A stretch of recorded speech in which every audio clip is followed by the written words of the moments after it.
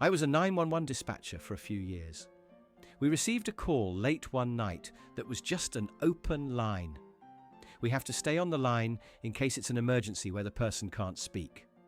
Turns out, these two geniuses had broken into a car and were rifling through the glove box. One of them must have leaned on his phone and speed dialed 911. We listened to them discuss the sweet GPS they found and argue over who gets to keep the sunglasses. We sent a cruiser to the GPS coordinates of the call. The officer walked up to the window while they were still arguing and knocked on the glass. A guy robbed a convenience store in my town, wearing a very distinctive bright orange hoodie with his construction company's logo and phone number on the back. To make matters worse, he wasn't wearing a mask, just the hood up. The clerk didn't even have to call the police immediately. He just wrote down the phone number from the guy's back as he ran out the door. Police called the owner of the company, who confirmed that Steve was indeed wearing that hoodie today and gave them his home address. I work in a pawn shop. We had a guy come in trying to sell a very expensive, custom-made Gibson guitar. He clearly knew nothing about guitars because he was asking for about $50 for an instrument worth $3,000. I stalled him and called the police because we had a stolen item flyer for that exact guitar from a local break-in the day before. The best part? The guy had signed his name on the police flyer hanging in our window because he thought it was a sign-in sheet for customers. My brother is a police officer and told me about a guy who stole a box of frozen crab legs from a grocery store. He managed to get away, but he was apparently really proud of his heist. He went home, cooked the crab legs, and posted a picture of his feast on Facebook with the caption, "Eating good on grocery store name's dime tonight." He had his privacy settings on public. The store manager saw it because he tagged the store's location in the photo. I had a client who was on probation. One of his conditions was that he couldn't leave the state. He decided to go on a vacation to Las Vegas anyway. He didn't get caught at the airport or anything. He got caught because he ran into his probation officer, who was also on vacation in Vegas at a slot machine. The probation officer just looked at him and said, "We have a lot to talk about on Monday." He literally incriminated himself by saying, "Hey," before realizing who it was. A young man broke into a house in the winter. It had just snowed about 4 inches, fresh powder. He ransacked the place, took some jewelry and electronics, and fled. The police arrived, saw the broken window and looked down. There were pristine footprints leading away from the house. They literally just followed the footprints for 3 blocks, right up the driveway of a house and to the front door. They found the guy sitting on his couch with the stolen goods on the coffee table, drying his wet boots.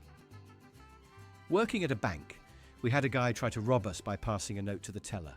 The note demanded money and said he had a weapon.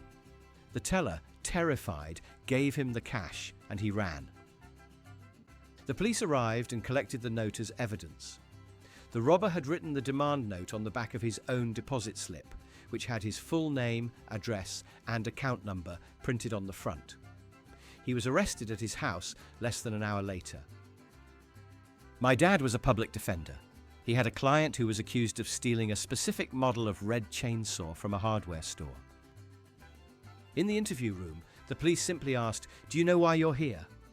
The guy immediately got defensive and shouted, "I didn't take no red chainsaw." The police had never mentioned what item was stolen, only that there was a theft. He realized his mistake the second the words left his mouth, but it was too late. A woman called the police to report that she had bought some fake crack from a dealer and wanted her money back. She was genuinely outraged that the dealer had ripped her off with baking soda. She demanded the police go arrest him for fraud. When the officers arrived, she showed them the fake drugs as evidence. She was arrested for possession of a controlled substance because it actually had trace amounts of real cocaine and misuse of 911. I read about a guy who carjacked a vehicle that had a dash cam that recorded both the road and the interior. He didn't notice the camera. He drove the car around for 3 hours, picking up his friends, bragging about how he beat up the owner and clearly showing his face to the lens. He eventually abandoned the car. The police just downloaded the video, took a screenshot of his face, and put it on the news. His own mother called him in. Mother: I work in IT forensics. A criminal stole a laptop and an iPad from a home. He evidently didn't know how iCloud works.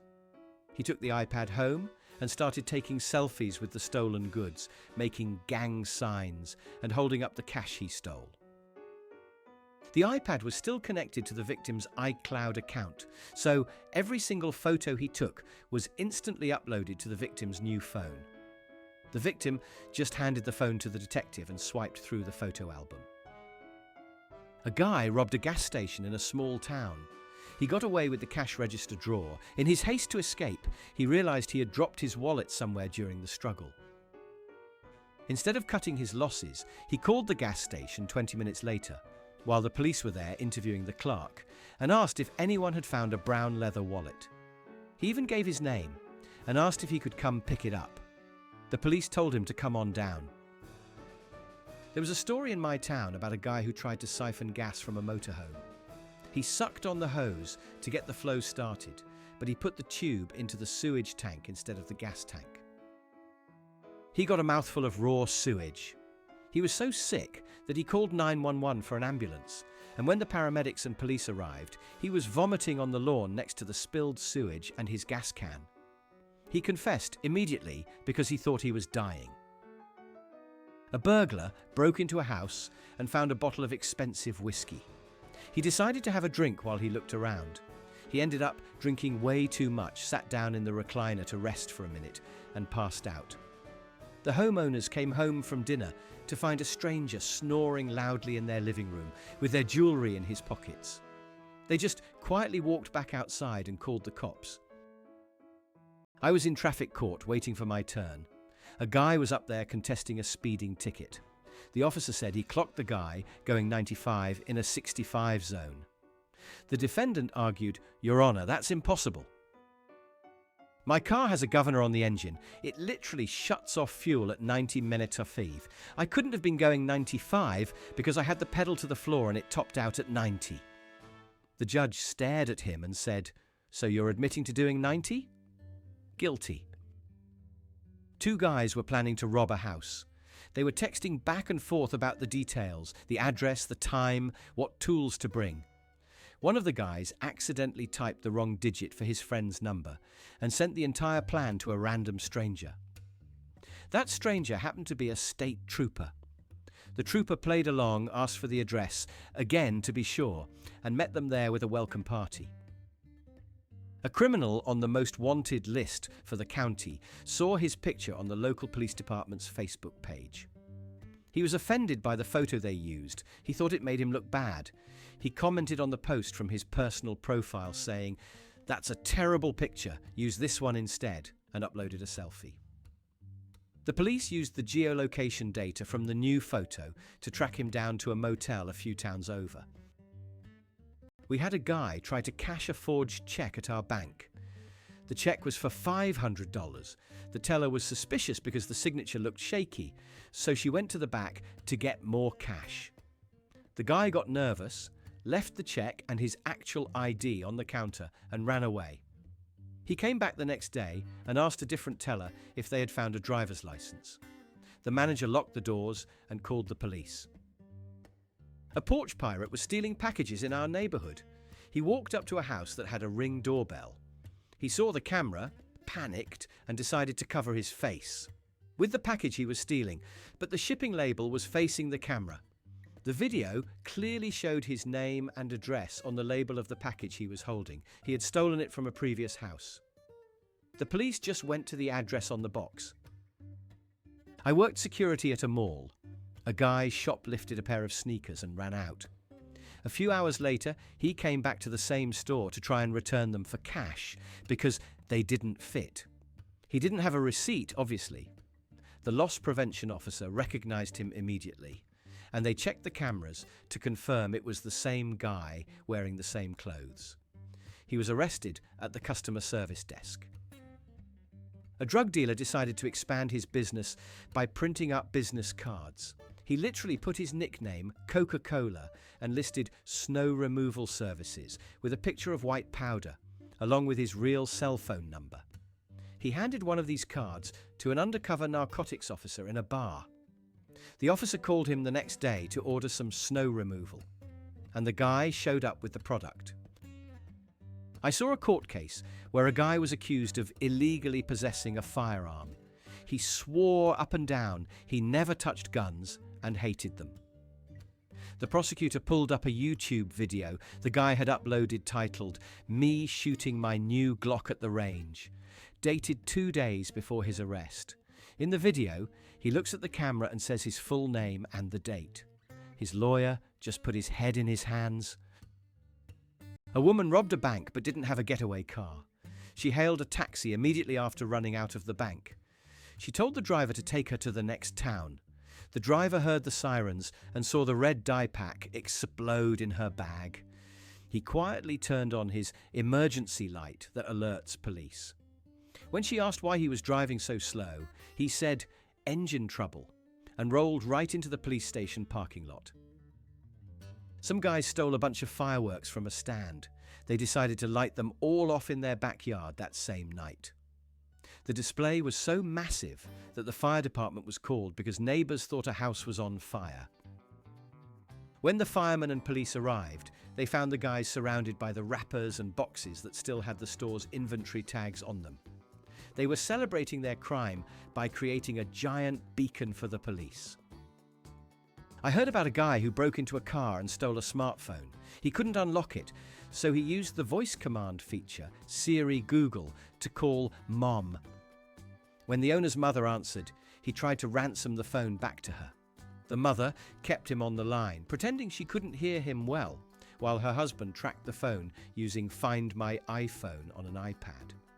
They led the police right to him, sitting on a park bench. A man successfully robbed a liquor store, but left his car keys on the counter in the confusion. He realized it when he got to his car and couldn't leave. Instead of running on foot, he went back inside with his gun to demand his keys back. By that time, the clerk had locked the doors with the robber outside and triggered the silent alarm. The robber spent the next 5 minutes trying to shoot the glass out while police surrounded him. A graffiti artist tagged his handle or street name all over the city, causing thousands in damage. He then applied for an art scholarship and included photos of those specific illegal murals in his portfolio to show his urban style. The review board for the scholarship included a city council member who had been trying to catch the vandal for months. He did not get the scholarship. He got a court date. A guy was pulled over for a broken tail light. The officer asked for his license and registration. When the guy opened his glove box to get the registration, a massive bag of weed fell out onto the passenger floor mat. He panicked and tried to cover it with his foot, but then said, "That's not mine, I'm holding it for a friend." The officer hadn't even said anything about it yet. He turned a warning ticket into a felony arrest. I work at a rental car agency. A guy rented a car, used it as a getaway vehicle for a bank robbery, and then returned it the same afternoon. He seemed really rushy and nervous. We were cleaning the car and found the demand note he used at the bank crumbled up under the driver's seat, along with a few loose bills that were dye-stained.